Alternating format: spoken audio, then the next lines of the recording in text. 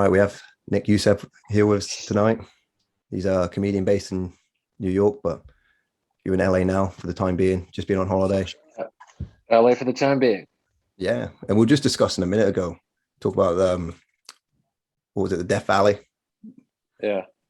58 degrees Celsius. What was that, 135 degrees Fahrenheit? Jesus Christ. Yeah, I don't know how anyone could be outside for more than a minute and that kind of shit. It was 111 when we were there the last 4 or 5 days. And, you walk one street over to your car and you're just like exhausted. I probably had 6 cups of coffee every day just to feel normal because it's just the sun is just draining you every minute. It feels great. It feels like you're in a giant sauna, Is that a true theory though? Sorry to interrupt. Like someone told me to drink coffee to acclimate yourself to the heat, acclimatize. I always thought they were talking shit. Now I've heard that too. I've heard that it actually is good for your body temperature. I wasn't doing that for that. I was doing it because I was so tired. I needed energy, Yeah. So it was just like coffee and water, and then the coffee dehydrates you, so you need more water, and then the heat dehydrates you, so you need more water, and then more coffee. It's just this never-ending, but it was good. It was like, it's relaxing out there. You go out there to do nothing, really. You just sit by the pool, you bring a book, do some crossword puzzles, we were talking about it before we started recording. It's like, it's necessary to have that kind of shit, to give yourself a break so you can just like refill the tank. And like, that next week is that much more productive because you took a day or two off and, repeat. I don't know if you guys do that in Europe. You probably already do that. You're like, what are you guys talking about? Like we take breaks. We have weekends. We have, in America, we work ourselves to death for no real reason. So. Yeah, no, it is definitely a work culture. And it's the same in Japan. They work themselves to death to the very brink. Yeah. And and it's weird. In the last 20 years, these rectangles have crept into our lives. So we spend a lot of time still engaged, still turned on, still staring at this social media, this little portal into social media. And it's like, you got to turn off. And it's exhausting. Yeah. Did you have no phones then? No, nothing while you're over there? Did you have no phones, no iPads? It was only to check like morning and maybe like at night or something. But during the day, it wasn't like constant, like, oh, what's happening on Instagram or in the news, or did my friends text me? It was like, I don't care. Anything that's happening at 1 p.m. can wait till 8 p.m.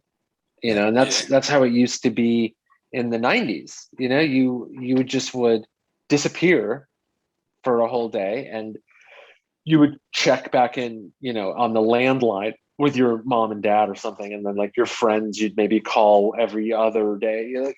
That was normal communication. Just like you wouldn't know what was going on for who knows how long, and then you catch up. There's like no more catching up. We're always caught up. They just let themselves into your house. Hey, what's up?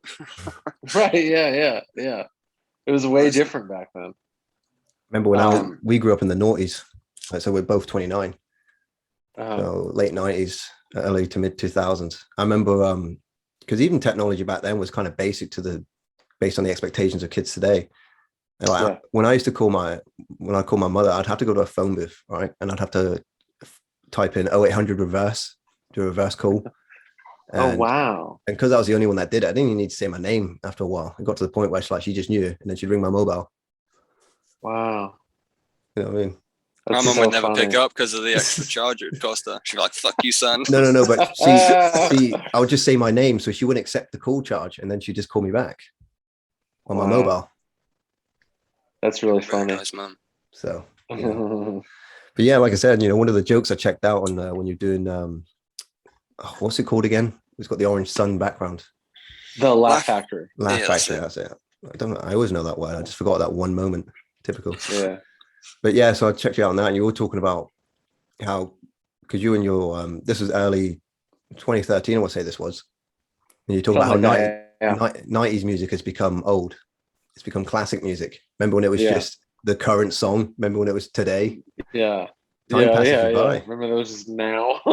Yeah. It does, man. It's like those songs I mean, it's been 7 or 8 years since I was doing that joke, but those songs still feel fairly current. They're just like, oh yeah, I hear that song every couple of weeks or something. I have it on a playlist. Like none of it feels like classic rock, but like, it's starting to, when you see on social media, like you see like bands posting the album art and go happy anniversary to their album, and they put the number, and you're just like, that's 25 years old, or this album's 19 years old, and just like, it just makes you feel older, because I don't feel old, but when you see those numbers, you're just like, man, I remember when I used to look at albums from the 70s and go, that was forever ago. That's the same shit now, same disc, same period of time in between. I don't remember the quote word for word, but it was Oscar Wilde in a novel he done called something Dorian Gray. And it said that, right, yeah. I'm paraphrasing, but the quote goes along the lines of it's the tragedy of getting older is that you're still young in the mind. I'm paraphrasing, but it's something along those lines. And it's like, that's what happens. That's very insightful. That's like, that's an absolute truth. Yeah. And, we did this whole Vsauce thing. Vsauce was the guy who done all this like science, physics shit on YouTube. We were addicted to it in the early days. And he talked about the passage of time. People say, oh, time goes quicker as you get older. And it's like, there's actually some truth to that, because when you're a year old, 1 year is 100% of your life. But then when you become 2 years of age, well, a year becomes 50% of your life. Yeah, I used to do a bit on that premise, that like I basically miss being 9 years old because of a day felt like a year. Like the biggest obstacle was getting through one day of school and watching like the clock kind of ticking, and I would compare that age to now and how things used to. I can't remember what album I did that on, but it's on one of my comedy albums. But that same kind of thing occurred to me in my mid-30s, where I'm like, where is all this time going? And it just makes you nostalgic for like the simple days. But yeah, for sure. Yeah, I agree. It does feel like it goes by way, way faster. And there's more reason to take, little mini vacations like I just did.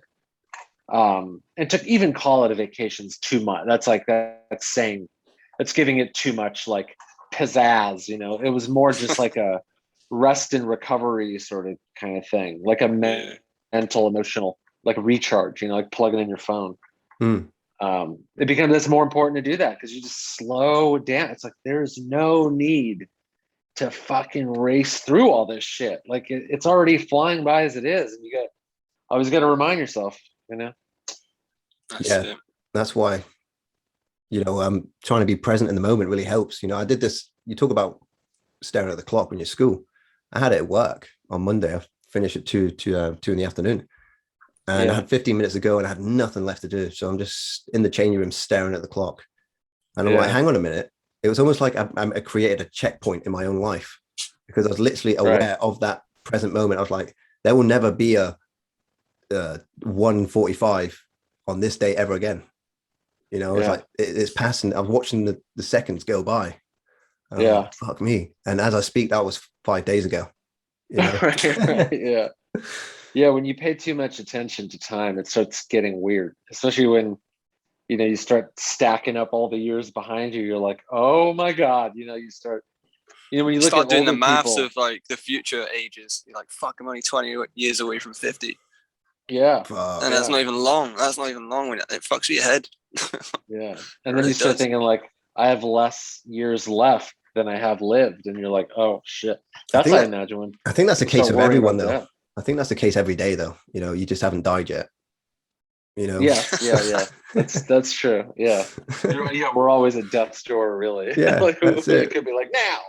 That's what I mean. It's like, I think I had a midlife crisis when I was 27. So if I lived to 58, that counts. Ow. Yeah. That would be it. That would have been your midlife. Yeah. So what happened? Sorry. I don't know. Like, you don't need to go into it. I'll go into it. I just don't want to come across as melodramatic, because midlife crises is a legit thing. So I don't want to kind of undermine midlife crises. That's true. So I sort of do it tongue in cheek, because when I turned 27, I started a new job, and I just could not settle down with a girl, even though I wanted to meet one. So I was doing the Tinder thing. and you think you're into someone, and 2 weeks later you're not into them. You're like, oh fuck, I gotta get out of this now. That kept going on. I bought myself a Mazda MX-5, which I think in America you call the Miata. Oh, okay, yeah. Yeah, like a little soft top. In the UK they call it a hairdresser's car. Did you actually? Yeah, I can see why. Yeah, I bought one for £1,200, right? And it was a piece of shit. It was like a 2002 rusted up fucking Mazda, and like the time belt went like within the first month, and then that's awesome. You actually did have a fucking mini life crisis. Shit. Holy shit! How have I not known about this till now? I never spoke about it, bro. Never spoke about it. But don't cut this bit out. I'm joking. Keep it in. But yeah, you know, I got rid of that car and got a better one, so it's all good now. I'm in a better place. But no, it was just one of those things. What do you have now? A tractor. Volkswagen Golf 2007. So 14. Nice. I got it for $3,000. You know, it's great. Yeah. That joke from Mallrats where they say never something about the back of a Volkswagen. I can't remember it right now, but I still don't get it to this day. I don't remember that movie. Never have sex with someone in the back of a Volkswagen or something like that. I don't know. Well, but yeah, I still don't get it. All I can say about Volkswagen is it's German and it's shit hot. They know how to make cars.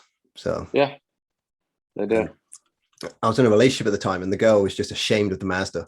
My current girlfriend was just like, "I'm not getting in that fucking car." That's really funny. The roof comes off. Well, the roof was made out of like it wasn't even a solid roof. It was like one of those bendy ones that you sort of take off manually. Oh, you have to do it manually. That's so funny. You clip it both sides and then you take the fucking roof down. Yeah, that's old school. The ragtop. Yeah, but the funny thing is like when it ever got windy, the fucking thing would be rattling above you. You feel like the car was going to fly away. Holding it on while you're driving. Fucking one. Oh man, destination. That car was a piece of shit. But when I was going to go rent the suit, my mate Pete drove past me because he bought it off me for like a quarter of the price that I paid for it. Yeah. Loving life. Holding on. He's actually done Daniel. He's a mechanic, man. So he fixed that shit up. It looked good. So fair play to him. That's what's good about being a mechanic. You can have any car and you can just figure it out. Turn it into a NOS-fueled fucking machine. I think he did. Exactly. He wanted it for drifting because it's rear wheel drive. Okay. You know, drifters just buy shit hairdresser cars. Yeah, that's it. That's just to burn them out. Yeah. So we have this thing in England called a roundabout. I don't know if you're familiar with it. Yes. Yeah. We got loads of those everywhere, and so you get certain places in the arse of nowhere where they're very popular drifting spots. So that's where they go around the roundabouts. They're always in supermarkets when I see them. Yeah, but cops show up. They don't give a shit anymore. Yeah. Not as regular. Anyway, I see them all the time. So what have you been having going on over the last year or so? Comedy sort of died on its ass a little bit, didn't it? Yeah, oh yeah. I mean, everything really just shut down for fucking 15 months, really. Like we were just like kind of sitting on our hands, just waiting for something. But I've been in New York for most of it. So the clubs started reopening at the beginning of the year of 2021.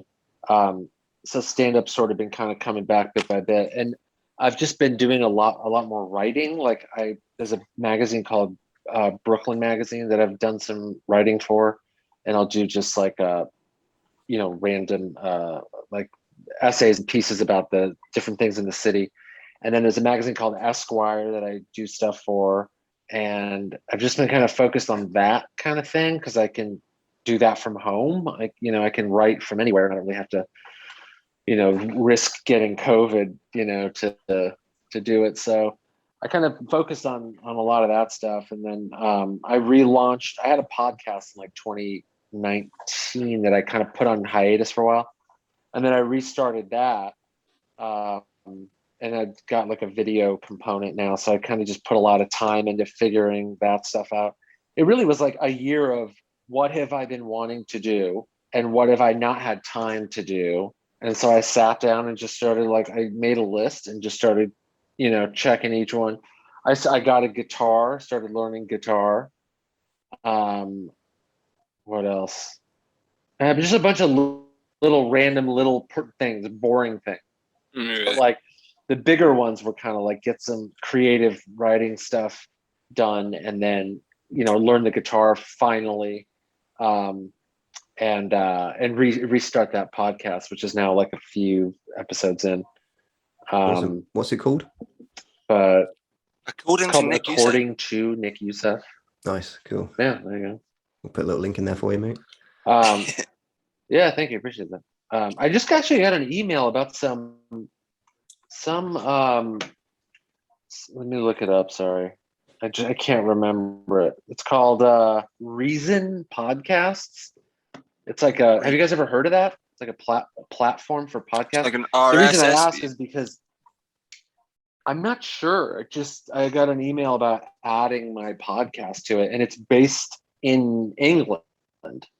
So I was like, when I get on with you guys, I'm going to ask if you've heard of it, because then I just want to know if it's worth even putting all the information and going through all the steps to get it on there. But if you guys haven't heard of it, maybe it's not. I mean, people, it's funny, like England's still quite a big country. You guys must think we're fucking tiny. No, not at all. It's just like if there are services that are over in Europe and not here, odds are you've at least maybe even heard of it. You know what I mean? You know what's funny? Actually, in America, to answer your question, there's definitely a saturation. That's what it is, because we are quite a condensed place. But there's just there's 70. I think there's nearly 70 million people living in the whole UK. So we're just kind of all crammed in on this island.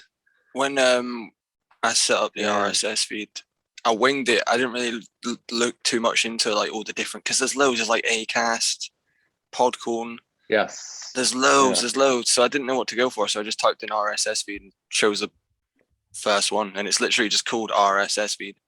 And it just puts all shit on everything. It just puts all shit on Google, Apple, Spotify.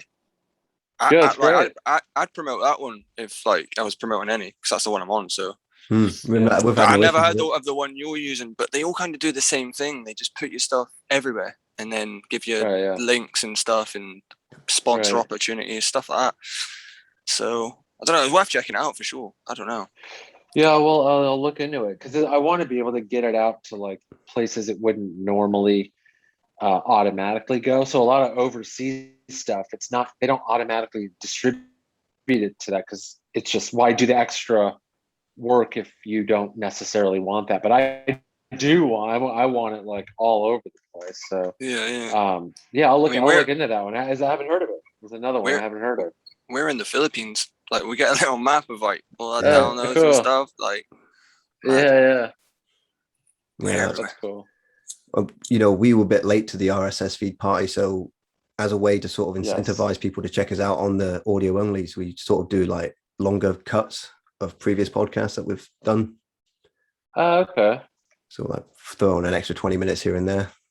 Yeah. Because I think if we made a Patreon, I don't think we've got that much attention yet. Not at this stage. Really, do you know what I mean? We're having fun doing it. We're having fun. You know what I mean? That's all that matters. Because we're pretty much building from the bottom up.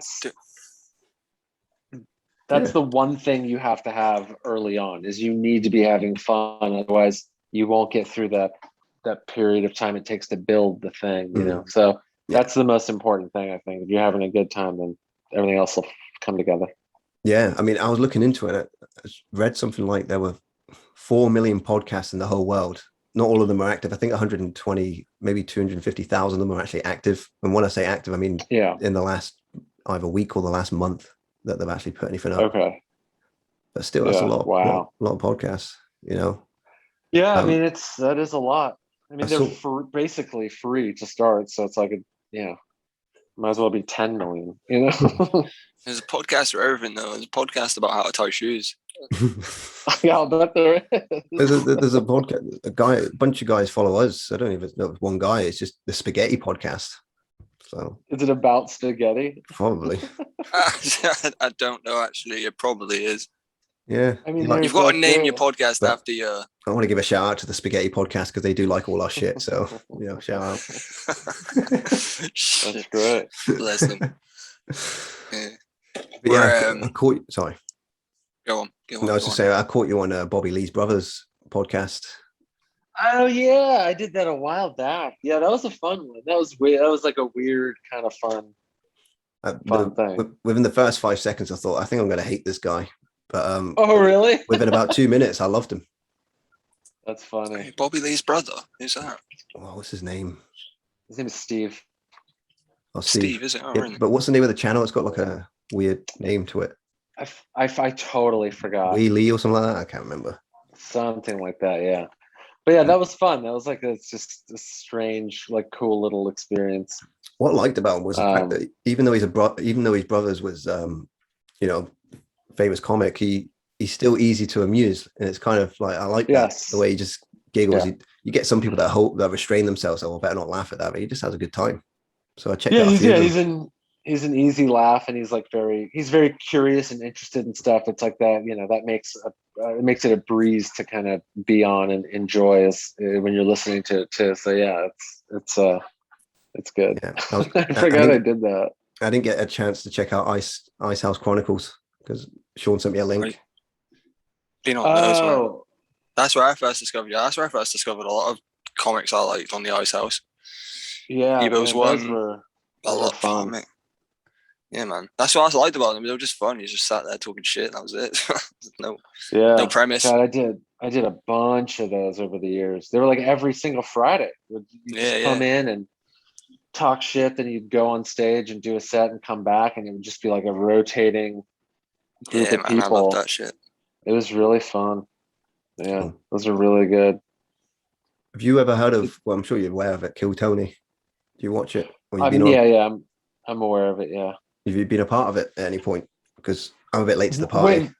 Really early on, like when it first started, I was on it just the once, and then that was it. I haven't really kept up with anything going on with it, really, though. You like that though? Are you like a roasty comedian? Because I get some comics don't want to go on there just because that's pretty much the premise of the show. Because to get comics up, if they do well, they will still rip them. Right. I did. They used to do the roast battles. The roast battle. That's what it's called. They did those at the Comedy Store for many years. I think they still do.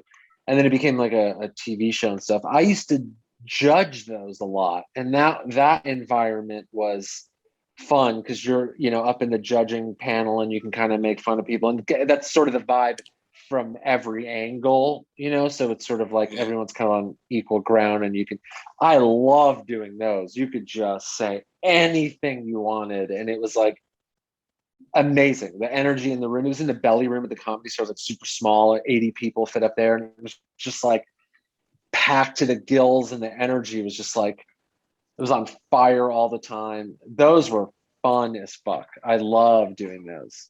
But outside of that, I don't really like do any roasty kind of stuff outside of that. But that show in particular is anyone who if you're ever in LA on a Tuesday, I believe or Wednesday, they do them at the Comedy Store.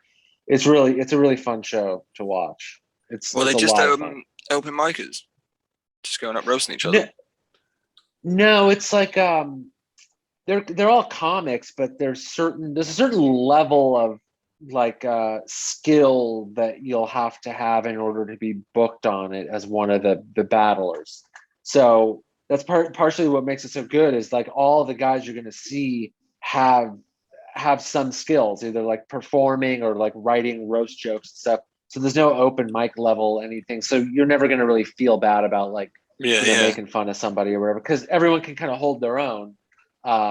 So you all feel equal in that sense, so you could just shit on each other about everything. It's just really good. It's really good. That's it. You're in that group dynamic where you've all sort of established amongst yourselves, we're going for it. Yeah, and there's everyone knows going in and on your way out, there's no hard feelings, nothing personal. It's just that's the whole point. So it's like go for it, go hard, and then they should do that. High five each other at the end, and that's it. They should have a room like that in every office. I think that'll solve a lot of issues. Yeah. Yeah, the no hard feelings. Instead of you're like, fuck you! You go back to work. Yeah. I fucking hate you. Yeah. That's what I hate. They had these things, I think I've only ever seen them in like New York, but they're called like smash rooms or break rooms or whatever. And you go into you go into a room with like a baseball bat or like an axe or something, and there's just all this old stuff in there, like old TVs, old office printers, and you just break and destroy everything for like whatever 5-10 minutes or something like that. And you pay to do it, but it's like worth it because it's how many times have you wanted to just like, you know, drive a baseball bat through a television or whatever. And this thing just like allows you to do that. I've been wanting to go to one for so long because it would just be so fun. But yeah, if you guys have one of those somewhere around you, I would. I always see fucking middle-aged divorced women telling me on Facebook saying they've gone to them. yeah, and they have a great reason to go. You know what I mean? They gotta like get it all out of their system. Yeah, man. No, they do look fun though. I would fucking love to go. Not even as a negative thing, just to smash some shit up. You know? Yeah, just for fun. It's called being a labourer. You know what I mean? Labourer's apprentice. Yeah, labourer's apprentice. Right. That's a little joke we got going on the last few nights. But yeah, that's what I mean. I remember when I was labouring once, they gave me a sledgehammer to knock down that wall. That's what I did. All right. Felt fucking great. That's funny. Yeah. I've always wanted to be a tree surgeon. I don't know why.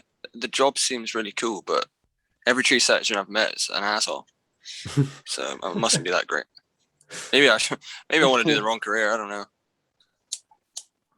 It's good to definitely stretch out there and get some different careers under your belt. You know, I mean, I've worked some miserable fucking jobs, but there were certain little moments within those moments where I was like, oh, that was actually a nice moment. Like I was a garbage man, a bin man. Oh, really?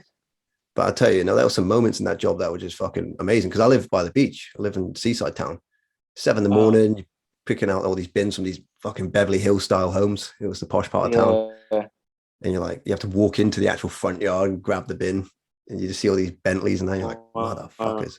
And you put the bin up, and then you just seeing the fucking sun coming up. And I'm thinking, yeah, I'd be in bed otherwise if I wasn't working right now out here. I'd be in bed, so fucking watching the sun come up, you know, emptying trash. Yeah, I think every job has its like pros like that. Yeah, like working, even the shitty ones, they kind of teach you things about people and yourself and stuff. And like I waited tables for a long time, and like that taught me a lot about how people interact and like, you know, how shitty of a job that is and how many shitty jobs there are out there. And you're like, oh man, I'll never look at someone and get annoyed with you know, their service, because who knows what else is going on behind the scenes, or you know, they don't want to be there anyway, you know. So it's just like it's good to have like a lot of those types of jobs when you're younger. I agree. Everybody should wait tables for 3 months. Everybody should try stand up once. Go to everybody should roast battle. Yeah, right. Yeah, everybody should do those types of jobs for a certain amount of time so you really can fucking know, and then you can not be a dick. Yeah. I was a waiter for 1 day, right? So I showed up, I was looking for a job, I was 18. The guy was just like, go do dishes. And that was it. At 3 o'clock, he said, yeah, here you go, I'll give you a call. Wasn't very good at washing dishes. They had a little power wash thing. That you hold over your head, then you put the plates in, and you pull the thing down. It wasn't fucking working, mate. I was like, I did the exact same thing. You know, the Greedy Pig. It's like a little cafe. I don't know if it was a Greedy Pig. There's two. Anyway, it was one of them. It's like a small cafe, and I replied to the advertisement on Facebook. I went in there for the day, and I was just washing dishes for about 5 hours. I never went back. So fuck that. Fuck that. In our hometown, there's a cafe called the Hungry Horse, and they have what's called a food challenge. So we're talking like, what is it, 5 slices of bacon? Yeah, but that's a pussy. You can't talk to an American about a food challenge. Fuck that. That is pathetic compared to what you guys have. Fuck me. It's like a fucking an extra bit of an English breakfast. You're gonna describe a snack for us. Yeah. You know? Like, oh, that's an appetizer. That's not a challenge. You know what? I see. But what was it? I want to know what was in it. All right. So and some of it you might not be familiar with, or it might just sound odd to you because we have sort of a different breakfast to you guys. You guys are more waffles, aren't you? Like pancakes and eggs and bacon, that kind of stuff. Yeah, more sweet. So this challenge, I believe, I'm guessing we're talking 5-6 bits of bacon, 10 sausages, something like that. Beans, 5 eggs. You know, we're talking, it's just glutinous amounts of food. Wow. Yeah, and if you finish it, you get it for free, or do you, I don't know. Yeah, like and they get put on the Hall of Fame. Oh yeah, the Hall of Fame. Were there a lot of people on the wall? There is quite a few people on there, isn't there? Yeah, but here's where this is where I see it's a bit of a con, right? A lot of the food in there is waffles, dried toast, and bread, and a lot of fiber. And fiber absorbs water and bloats you out, so it fills you up quicker. So it's like, I see your little tricks. Yeah, they absolutely do that. They'll do like, there's a lot of like restaurants like in the South and stuff when you're like on long road trips. So you'll see those signs that are like, you know, eat a 52-ounce steak and you'll get it for free, and you'll put your picture on the wall. And then you go in there and it's the steak and then a pile of like potatoes, and not even mashed potatoes, just like chunks of potato. And then you have like bread you have to eat with it. And then there'll be like, you know, sauteed spinach, just all this heavy shit. And you're like, oh, well, yeah, no one's going to do this. It's like, it's not even going to be fun. It won't even taste good.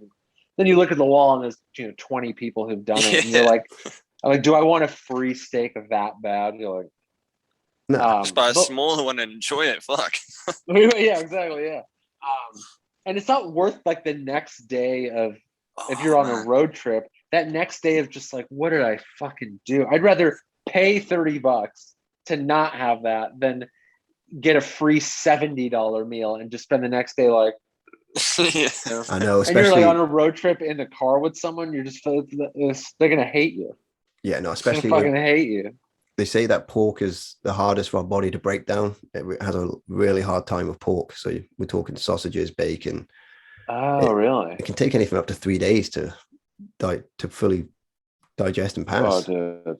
You know I don't want to think about what that 10 pieces of sausage and 10 pieces of bacon? 10 pieces of bacon. Something like that, along those lines. A lot. I think it's like a 10 of everything, like everything you'd normally get, but excessive amounts of it. Yeah. All right. I could do like, if everything was like 5, 5, and 5, like 5 eggs, 5 sausage, 5 bacon, I could do that without even thinking about it. But once you get to like 7, 8, 9, that it goes from like, you know, it goes like that, and then it starts, you know, like that first 4 or 5, you're like, that was nothing, and then you're just like, I don't know if I can do this shit, and then you drop off real fast, and I probably hit the food wall. It's like when you go to a buffet and it's like, oh, $20, $30 for all you can eat, and it's like, I don't eat $30 worth of food ever in one sitting. Exactly. And even you feel like you have to at the buffet. You're like, okay, I paid $30, so I need 9 plates of food now. But yeah, it never feels good. It's never worth it. Buffets are a fucking total scam. Right. This is food related, but I've got a theory for you that I've never really passed by anyone, and I want to see what you think. Okay. Right, you know, like for most of like best part of 60, 70 years, there's just been McDonald's, KFC, you know, there's been like the kind of typical fast food restaurants. I have this prediction that in the 2020s, we're going to see the demise of the fast food restaurant and see the rise of gourmet restaurants because of Instagram, food influencers. Okay. They're always giving shout outs to local family businesses. Shit that you'd never. True. McDonald's is dry, Burger King's dry. It's shite. The only one that's really going to survive is KFC because they got the old 11 herbs and spices. But most places seem to be getting quite close to it, don't they? Every town's got its own KFC rip-off that tastes better. I could see that. I could see. Yeah, I mean, I like that theory on paper. I want it to be true. I would love if those places all went under, but I think the thing that really keeps them going is that they're so cheap. I think a lot of people aren't that great. Like if they could eat at the local mom and pop places more often, they probably would, but you know, the better quality and all that sort of stuff costs a little more. So when you're broke, McDonald's is like, you know, you could fill yourself up for like $2. So I think like some of the market share might be taken away. I could see that, like they're not doing as well because we're all more aware of the local places that are like super good. But as long as they're selling 49-cent cheeseburgers and shit and like a whole entire meal for like $3, I think they're gonna be around, unfortunately, for a while. But I would love if they like a big a big chunk of their business, well, at least, over the years went away, and they have like less places. That'd be great. I would love that. Or at least stepped up their game. Right. You know, at least step up their game. I think at the very least, we're going to see them change. You know, in a way that we've never seen before. It's like what we were talking about Demolition Man the other night. I don't know if you're familiar with that film. Yeah, I remember that. But they, you know, this came out in the early 90s, and they predict that by 2032 there was a whole franchise war. So the only thing that survived was Taco Bell. Taco Bell. Yeah. Yeah, because they like supported the war effort or whatever it was in the movie. Like yeah. So like they were like Taco Bell's with these like super nice restaurants that everyone went to. I could see that like McDonald's and certain fast food places, they're starting to have healthier shit because people kind of want that now. So like it was weird to see like salads at McDonald's, but even then you're like, ew, that would have almost tasted worse than a fucking cheeseburger, like a salad there. I know. I remember when I was in the KFC once and I saw they sold a rice box. I was like, fuck off. Oh man, yeah, it just sounds disgusting, doesn't it? It's fuck like, that. But there are moreover like healthier and fresher fast food places. I think we're seeing Subway more of that. That's just bread. Right. Yeah. Subway, yeah. You're paying for bread. Places like what's inside of that? It's like plastic. Really shitty, like plastic meat. Yeah, it's like rubbery and like fucking like glows. It's like really duck's arsehole, isn't it? They have hand that's the color of your headphones. He's fucking sphincter. Oh man, yeah, all right. That's it. An orangutan appendix. They have meat that's that color. You know, it's like disgusting. Yeah. Love good. Fuck fast food restaurants. Nah, yeah, 100%. It's just this episode sponsored by McDonald's, right? yeah. When we were in school, there's actually a McDonald's game that you can just basically play on any device. Yeah. And we stumbled upon it in school. This is going back like 2007, and it was a kind of like a simulator, like The Sims. Very rudimental though. You plant stuff, grow it for your McDonald's restaurant and shit. You got a budget of like $50,000, and the months go by every couple of seconds, I think. Every half a minute. Okay. It's a new month. Okay. And obviously you got to overlook the cattle fields. You got to overlook the slaughter. You got to overlook the restaurant. You can hire people, fire them. You can. That's so funny. Sometimes you get a cow with mad cow's disease. Its face would go green and all that. You had to press exterminate. Fucking flamethrower come in. What else is there? Funny that was an actual. This is a kid's game. This is just a game on the internet you can play to this very day. I never even heard of that. It loses its novelty after like 10 minutes because you really struggle to keep up. Yeah. Right. Yeah. That makes sense. Employees start spitting in the food, so you got to fire them and discipline them. But then you keep realistic game. Yeah. If you keep firing too many people, you still get lawsuits about unfair dismissals, and you have to go to the lawyer section. That's really funny. Dismissal. You get people for spitting in the food. Yeah, people suing you for being too fat, so you got to get lawyers for that and like buy out a bunch of lobbyists or something like that. It's fucked up. That's so funny. So what's the age rating on this game? I don't know. You just Google McDonald's game, it will come up immediately. I had a story that a woman burnt her mouth on coffee from McDonald's because before they had the caution signs on it. She burnt her crotch, and it was the mid-90s. She was driving. Yeah, she won a lot of money. Yeah, jammy women. Jammy women. And because of her, and they have fucking warnings on the cups and shit. It's like, yeah. Do you know what we should do? We should travel around every cafe, restaurant, and just look for the ones that are warning signs. Just fucking right. My face. Put it like all on your crotch. Yeah, like, I'm suing these motherfuckers. $5 million. That's my theory. With the restaurants, fast food restaurants, there's one. I'm so jealous that you're in LA as well. So you've got In-N-Out Burger. I've heard nothing but good things about those restaurants. It's the best. Yeah. The thing about In-N-Out Burger that I learned is that it's never become a franchise. It's been owned. It's only had 7 managers since its inception. It's only they don't franchise because they want to control quality, and they don't open new ones that are any further from a certain distance from like farms and things that they trust, so they know that good product can be purchased and it doesn't have to travel far.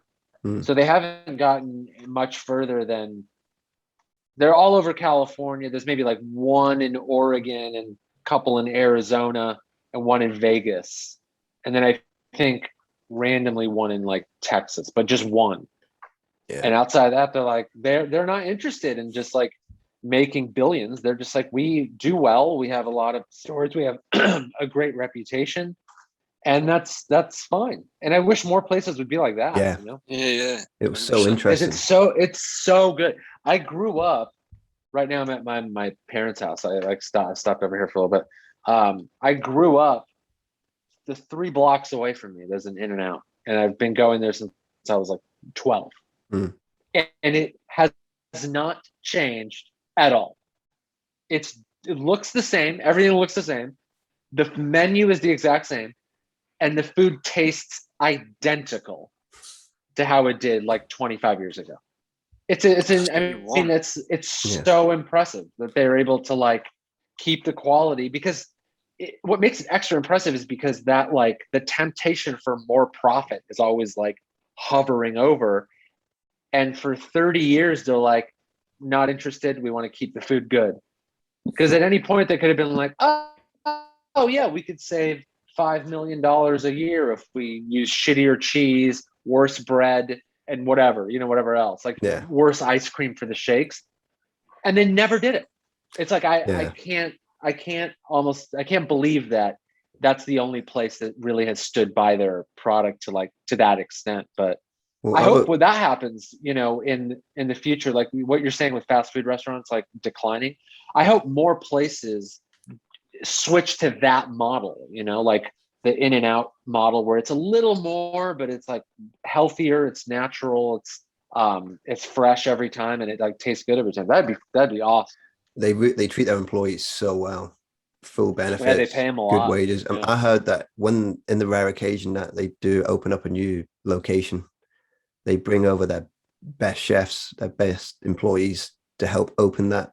I heard that queues can get so long that they have to bring in private wardens, private security sort of to operate the roads.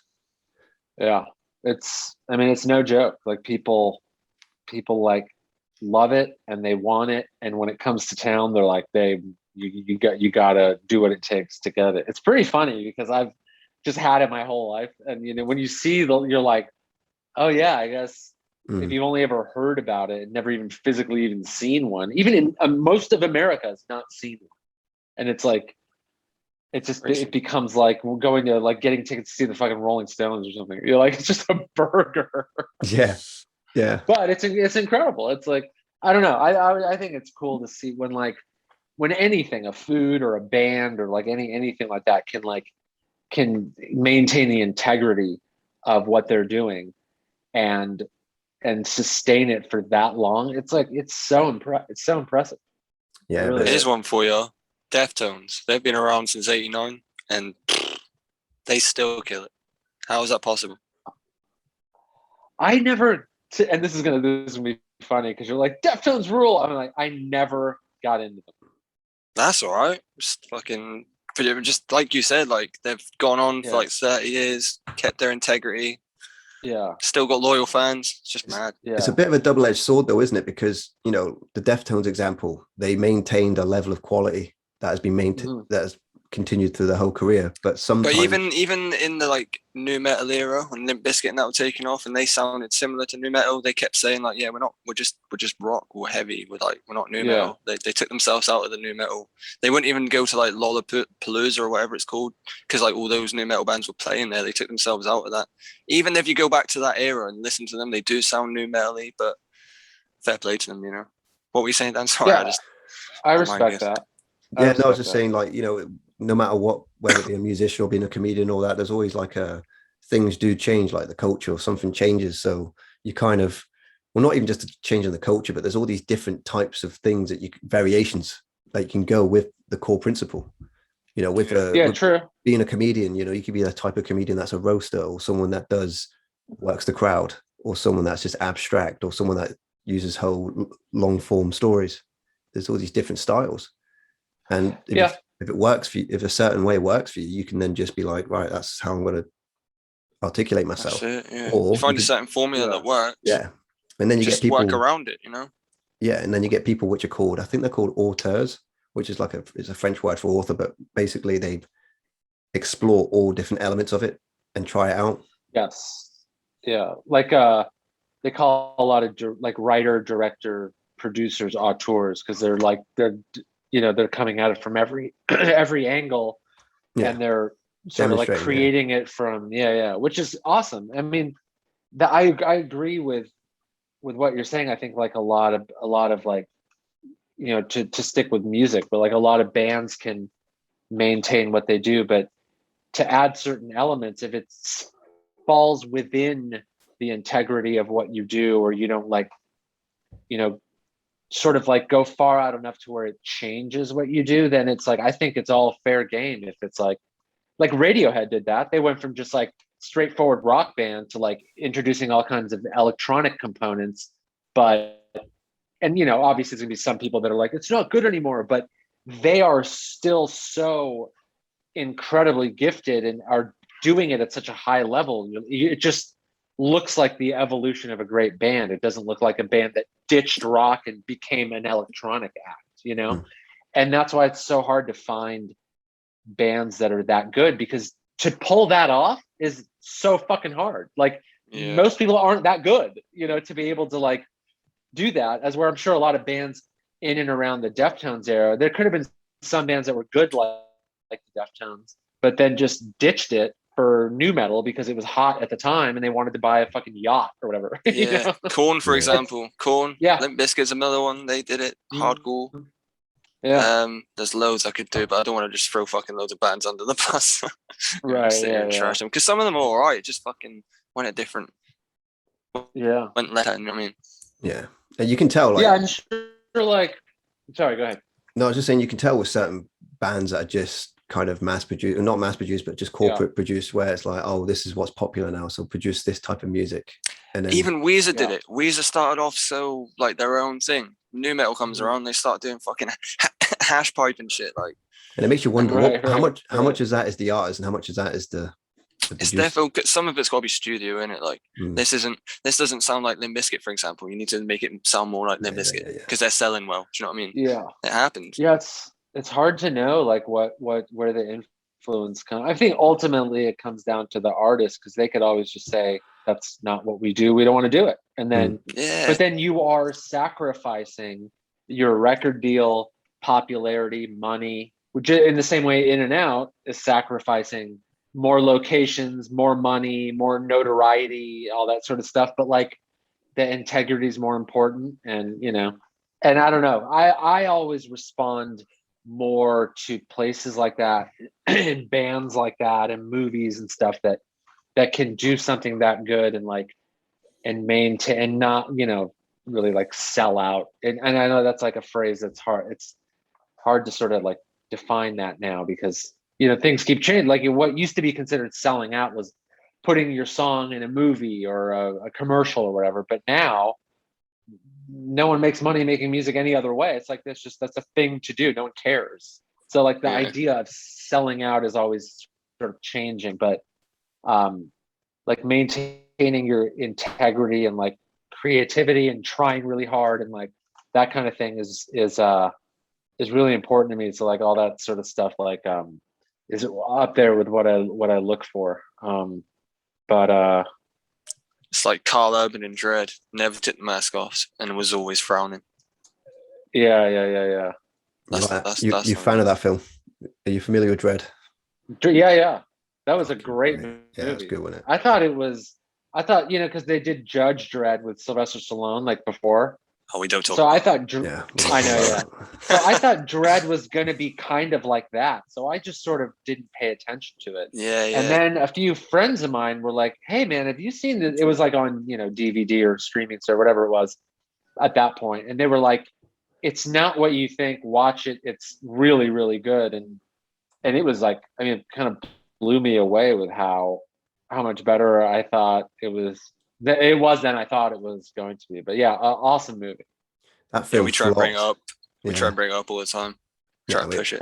We've mentioned like 3 times over like 30 episodes, you know what I mean? But it is close to our heart. That film flopped in the US for a multitude of reasons, not because the film was bad, but because The 3D was all the rage at the time, so they made sure that it only played in 3D, so no one could hardly see it if they were in the Midwest or whatever.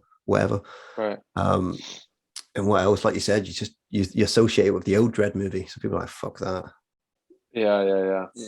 But it was that movie did no fucking favors to the Dredd franchise whatsoever. Here's a funny thing for you. So there's a documentary, I think it's on Netflix. It might not be there anymore, but it was a 2000 AD documentary. These were the people that did behind the comic book series. And Judge Dredd was one of the characters.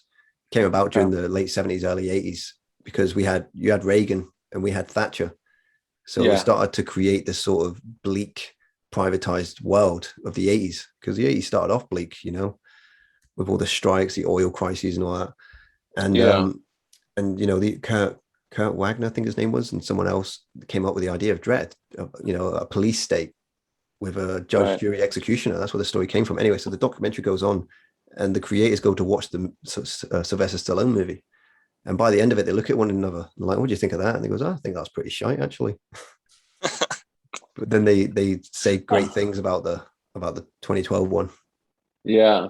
So that's really funny. They just came out and said it sucked. Yeah. Because they're English, these guys. Right. Yeah. And it's like, it's shite. Sucks. Well, why is he doing a Scottish accent? I think one of them is Scottish. I don't know. Oh, that makes sense. Yeah, I'm not 100% sure. One of them Scottish. But fucking great movie. But that surprises me you haven't seen The Raid, or have you? I know of The Raid, but I haven't checked it out. I'm a bit behind on my foreign films. My favorite foreign film is a Brazilian one called it's called City of God. City of God. That's a great movie. Yeah. What a fucking movie. I remember watching it, and I'm sound with subtitles. I'm all right with them. But I was just checking out, and I was like, I see where this goes. Within 5 minutes, I'm hooked. That first opening scene when Rocket, the photographer, goes to grab that chicken, and there's two gangs either side of him ready to shoot at one another. His life flashes before his eyes. It takes you way back to the 60s where it all started. Yeah. In the slums. Yeah. You're like, fuck yeah. So that's an incredible film. It feels like a documentary. It's like so realistic the way it's shot, and like, I mean, it's pretty wild. It's pretty intense. I have to warn people. I'm like, like get like strap in. It's gonna be crazy. Yeah. One of my favorite characters in that film is Knockout Ned, the bus conductor, who ends up becoming one of the, biggest gangsters in the whole city. His arc is amazing because he is a good guy. He is a hero. He's an ex-soldier. Gets jumped, his girlfriend gets raped, his family get murdered, and he eventually joins the opposite gang to be like, let's take this motherfucker. But he starts to turn his back on his morals, and it bites him in the ass at the end of the film. Great arc. So I've been trying to bring this up every time, but I haven't had the chance yet. Over the past couple of months, I've been realizing that I'm more of a original than a sequel person. Okay. So, Terminator 1 better than Terminator 2. No way, really? No. Yeah, New Hope over Empire. No. Disagree. And it's funny you bring up the only two examples where the sequel is better. In every other case, you're right. The first one is better. but we have Godfather 1. To be honest, I haven't really sat down and watched The Godfather, so I can't have an opinion on that one. But The Dark Knight. Oh, okay, right, yeah. Fucking Batman Begins is shit. You don't like that's not shit. It's just boring. Yeah. It's just boring, more boring. And the end with the Ra's al Ghul really annoys me. Okay. But apart from that, like it's not bad. But no, actually, you fucked me there. The Dark Knight is better. Yeah, I think that's what I think. But the majority of the time, I'm the first over the second. Dumb and Dumber 2. That's more superior. I'm joking. I don't even think I saw that one. That's fucking god awful. The trailer alone, I was like, no. Dumb and Dumberer. No, that's actually got one funny moment in it. Dumb and Dumberer. Oh, it shit's all over the wall. Yeah, there's shit everywhere. Maybe that one. Anyway, we're going to wrap up soon, Nick. Is there anything you want to plug? And we usually ask the question sometimes. We haven't done it in like 5 episodes, but what is your favorite movie? Of all time, There Will Be Blood. There Will Be Blood. That's with Daniel Day-Lewis and Leonardo DiCaprio. That's on Netflix. I need to check that out because I love Daniel Day-Lewis. Yeah. I've seen it 47 times. You keeping a tally? I kept yeah, because 30 of those times was in a year. So I was like, found myself going, like, I'm watching this a lot. And then I'm like, it's just so fucking good. I couldn't stop. And like, I kept bothering all my friends about it. And then I was like, how many times have I seen it? And I sat there. So I've kept track. Right. I haven't seen it, but I know it's going to be a good movie. So sell it to me in 30 seconds. There Will Be Blood? Yeah, sell it to me in 30 seconds to the audience. It is. It's the story of American capitalism told through the eyes of an oil prospector who strikes it rich. Nice. Okay. All right, that's it. I'm sold. And it doesn't sound like a very exciting premise, and it's a slow movie, but it's essentially a character study. Daniel Day-Lewis is such an incredible actor, but the themes they explore, the way it's shot, Paul Thomas Anderson's an incredible, auteur. It's real good. And it's one of those movies that gets better each time because you see new things and you feel different, feelings as it goes on, and you identify with different characters. There's no clear good or bad. They work in that gray area in ways that that kind of pull you in different directions. I just think it's fantastic. It's just fantastic. Cool. I think I'm sold. I'm sold. Check that one out. Hell yeah. Cool. Just had to let that one out. One call film podcast. That's good going. That's pretty good. Yeah, it's pretty good. Hey, Sam, is there anything you want to plug? Anything you want to shout out? I just wrote. I just interviewed the lead singer of Tool for Esquire magazine, and nice. That interview. I went to Arizona and hung out with him at his vineyard and stuff. And we talked, and it was like a whole thing. But that interview is out on Esquire on the website now. And then I was interviewed by Vulture magazine about starting stand-up during when 9/11 happened. I was going to ask that about you actually, but totally forgot. That came out just this morning. I did the interview like a week ago, but it came out this morning. And then my new podcast, which all of that stuff you can find on my Instagram or go to my website, nickyoussef.com. Sweet. Yeah, I caught the one with TiVo. Fucking good. Oh yeah. TiVo's the best. Yeah, he's one of my best friends. I love him. Yeah, he's awesome, man. We've had him on. I've had him on 3 times. Yeah. I've had him on a couple of times. That's good. Yeah, that's like a home run guest every single time. He's super fun. He's brilliant. Yeah, he's brilliant. Yeah, cool. And you're fun as well, man. Could talk all day about fucking everything. Yeah. Thank you guys. I'm sorry. Nick. I was a little late. But I didn't want to have to bail or reschedule it. So I'm glad you guys were able to wait up, and I'm glad you asked me to be on. It was no worries. Sorry, I was a bit burned out. Normally, I'm a bit more. No, it's good. Yeah, it's all good. I mean, maybe I'm a little burned out too from just like being in the desert. So we're probably on the same wavelength. That's it. Yeah, nice. Yeah, that's it. And I'm high as fuck. So yeah. Right, there you go. Yeah, so we're on the same level. This is perfect. This worked out perfectly. Cool, man. Cool. Well, yeah. Thank you again, guys. It was fun.